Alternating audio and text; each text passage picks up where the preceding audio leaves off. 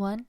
Guys, we have actually come such a long way from the wooden spoon in my last student house till now having an actual mic. Crazy. Hey, this is fun vibe. This, I'm hoping, is gonna be a short and sweet video because I'm about to talk about things that I gatekeep the most. Okay, not really. I just get a lot out of the books that I read, and people have asked me and been so curious about how it is that I like do that. Like, the books that I read stay with me and they literally change the way that I see the world. They change the way that I think, all just from reading books. And I genuinely think that it's because I do little things that I didn't realize other people didn't do, and little things that aren't very little, things that really make you engage more deeply about the books that you're reading and think more deeply about them so that they stick with you for longer. I'm specifically talking about fiction, not nonfiction, because I know that everyone is like, yeah, you learn so much from nonfiction or whatever.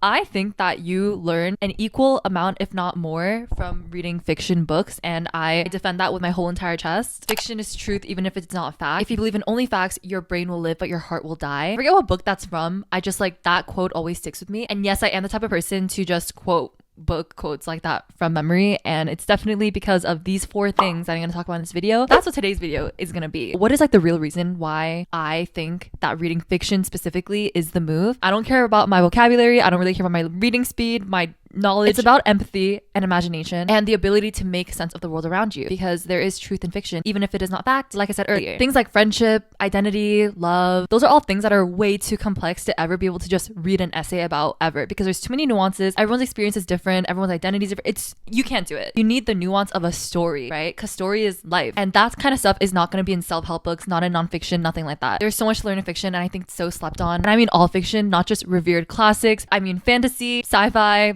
romance, whatever, all types of fiction. Don't let anyone tell you what is and isn't better reading or more knowledgeable reading or stuff that will make you learn more or less, because you don't ever really remember the words that you're reading. You remember how the words made you feel, and I feel like you feel so much more towards fiction than nonfiction. So for me, I want to learn about like people and feelings and like experiences. When I tell you that books have been my medicine for every single hardship in my life ever, not a single one of them was nonfiction. I don't think I've ever turned to a nonfiction book in a time of crisis and gleaned anything from it at all. That is my take. So, you know, do with that what you will. I'm sorry this is gonna feel like adult kindergarten, but you know what? I feel like becoming an adult is actually realizing that everything you've learned in kindergarten is actually not only the most important things, but the only important things. Here are the 4 things that I do to engage more deeper with the fiction that I read that's not annotating and highlighting. There's a million videos you could probably watch about that. That's not what I'm gonna be talking about in this video. The first thing, probably the most, I guess, biggest thing that I don't do it for every single book. I talked about it in one of my vlogs before, but it's something that I call my book record. I can pull it up. I have it on my phone. I also have it on my laptop. It's just a Google Doc. You can do it anywhere that you want. I started this when I was like maybe in high school or something. The idea is to try to sum up the story of the book, which I always call it the thesis of the book. But if that sounds like weirdly academic and condescending, then don't call it that. But basically, like, the moral of the story, in my opinion, try to sum it up in one sentence or like one quote or one passage or something that's in the book. So then it's quite literally just a list of all the books and then like one quote and one passage from it. But I think that the biggest thing that this does is it makes you really reflect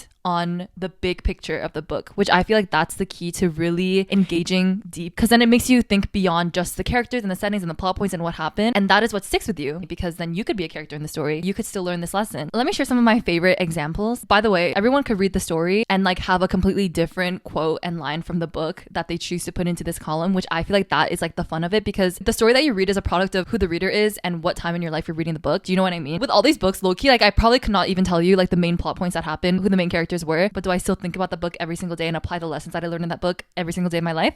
Yeah. For example, there's Normal People by Sally Rooney. Really, she thinks really people can really change one another. Everything by Nicola Yoon. Life is a gift, don't forget to live it. Turtles All the Way Down by John Green is probably my favorite one, and I quote this quote probably to every single person that I've ever met. You remember your first love because they show you, prove to you that you can love and be loved, that nothing in this world is deserved except for love, that love is both how you become a person and why. So beautiful. Perks of Being a Wallflower, classic. We accept the love we think we deserve. Lady Midnight by Cassandra Clare. Laws are meaningless, child. There is nothing more important than love and no law higher. Sense and Sensibility by Jane Austen. I wish as well as everybody else to be perfectly happy, but like everybody else, it must be in my own way. The Hating Game by Sally Thorne. I've always suspected people in our lives are here to teach us a lesson. Heartbones by Colleen Hoover. You've been punished enough. Accept the good things life is throwing at you. The Darkest Legacy by Alexandra Bracken. My heart is a wheel. It breaks all the damn time, but most days it just rolls on. I could just go on and on, but you get the idea. Literally all of those books were like every genre you could ever think of. Like none of those books really have much of anything in common, but you can see all of the life lessons that I learned. Like I love going through and I'm like, I learned so much when I was reading these books and I remember all of these things and it just helps me through hard times. So that's that one. That one is probably the most like effortful one that I'm going to talk about. The next ones are like super chill and take no time at all and you will not even know that you're doing it, but it makes a difference. Number 2 is the title and cover of the book. Just out of habit and because it's fun for me, I always try to guess why I think the author chose that title, the significance of it. After I finish the book, now that I know everything that happened, going back to the cover and being like, I didn't realize the significance of this thing and it just means so much more than I could have ever predicted now that I know the entirety of the story. It's the same thing where it makes you see the bigger picture of things, especially if like the title of the book, you see it being used in like a significant quote in the story. I feel like Colleen Hoover does this all the time. Ask Again Yes by Mary Keane Beth is probably one of my favorite books that does this because Ask Again Yes, that makes no sense. What does that mean? I bawled like a baby. Number 3 is another one that's quite easy, which is to read the acknowledgements or the author blurb of the story, or even sometimes the dedication, especially if there's an author's note. People skip over that stuff.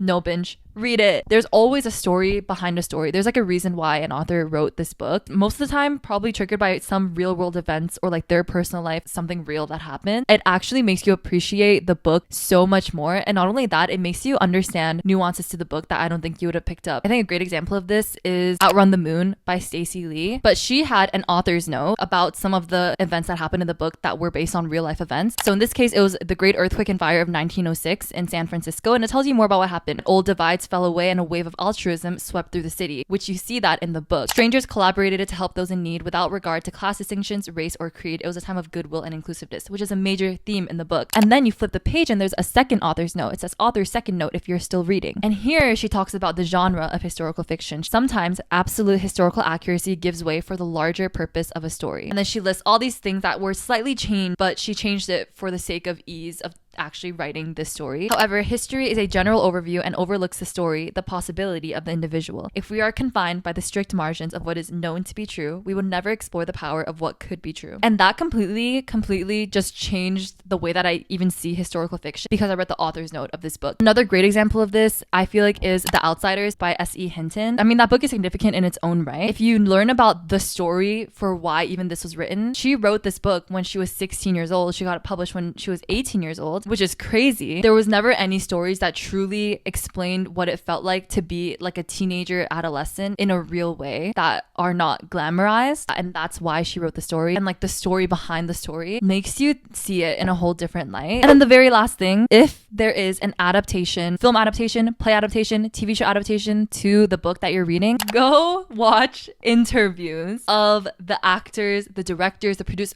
anyone involved, specifically actors, talking about their character study. Like again, I did it with The Outsiders because it recently became a Broadway play that I'm hyper fixated on. Oh my god, I watched this interview of like the cast of The Outsiders. The actor who plays Dali, the reason why he was drawn to this role is because it was the first time that he saw in a book white characters being treated the way that white people treat black people. It's the first time I witnessed that white people could treat other white people the way I felt white people treated black people. And I was like, oh man, like, yo, I understand them. I am a greaser. I don't know if she wrote it with that intention, but it definitely landed for me in that way. And obviously I would have never really thought of that, and hearing the actor talk about that completely changed my perspective about this entire story and all the characters. I'm not an actor, so obviously I literally have no idea what the hell I would be doing if I was in that situation, but it's just as so deeply ingrained into me now. Okay, so that was it. Those are the 4 things that I do. Hope you guys enjoyed. Let me know your thoughts or if you guys do anything specific because I would love to know. These are all just like habits that I do and it's so stimulating to me. And subscribe down below if you haven't already. You can follow me on my socials. They're all linked in the description. I'll see you all in the next one. Goodbye. Oh my god, I have a mic now. You're so pretty.